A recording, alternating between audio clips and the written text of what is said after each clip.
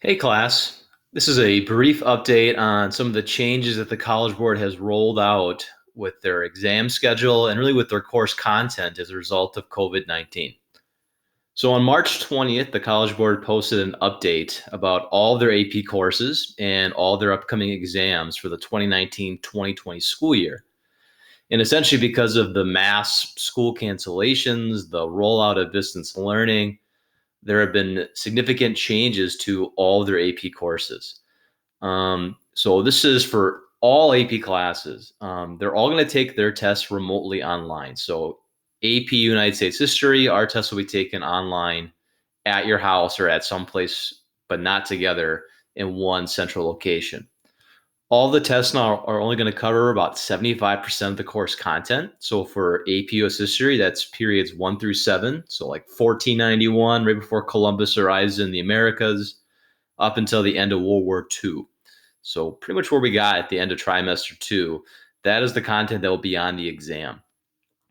All AP exams will be 45 minutes in length, and they will only consist of free response questions. There will be no multiple choice questions. So for us in AP US History, that means we'll have a 45-minute online test taken on your computer.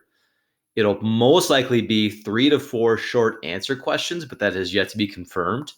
And it's probably going to be short answer questions because we can't do multiple choice anymore. And 45 minutes is not enough time to construct a DBQ. And it really wouldn't be enough time to construct an LEQ that would cover all the content from period 1 through 7. SAQs give the College Board a chance to give multiple questions from different eras to cover the scopes of period 1 to 7.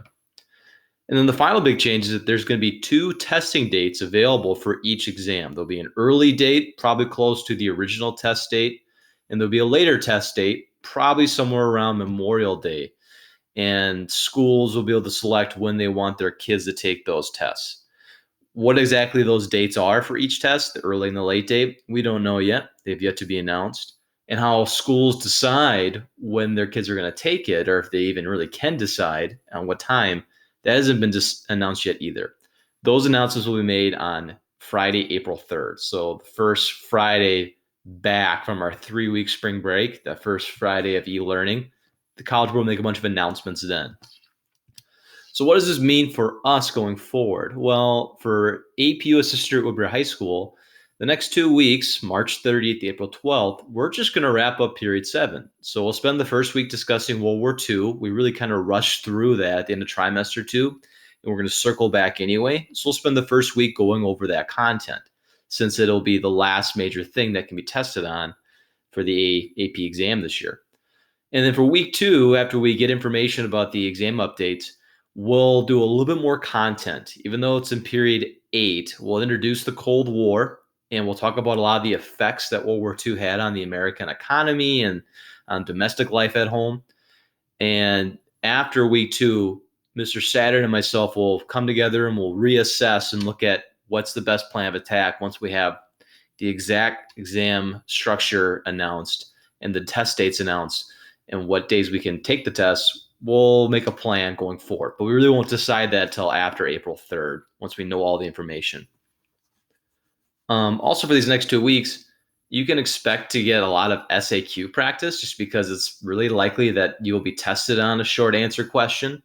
So things involving the strategy of ACE, answering the prompt, citing evidence, and expanding or explaining it, seeing past SAQs, doing skills that are common on SAQs, like interpreting 2 secondary sources to say how they're different from each other, and then finding evidence to back them up. Maybe looking at a document or a graph and using that to answer some questions, like a visual stimulus short answer question. And then a lot of historical thinking skills, comparing changes of continuity over time, and causes and effect with content, since that's another way you can get a short answer question. So I guess long story short, the next 2 weeks we'll continue to do content and we'll emphasize short answer questions and historical thinking skills over these next 2 weeks, because that's what you'll probably see on the AP exam. And once the College Board has made an official announcement on what they plan to do and given specifics on their details on Friday, April 3rd, Mr. Satter and myself will collaborate and decide what the best course of action is going forward. If you have any questions, feel free to email me. We can set up a WebEx meeting or some type of communication.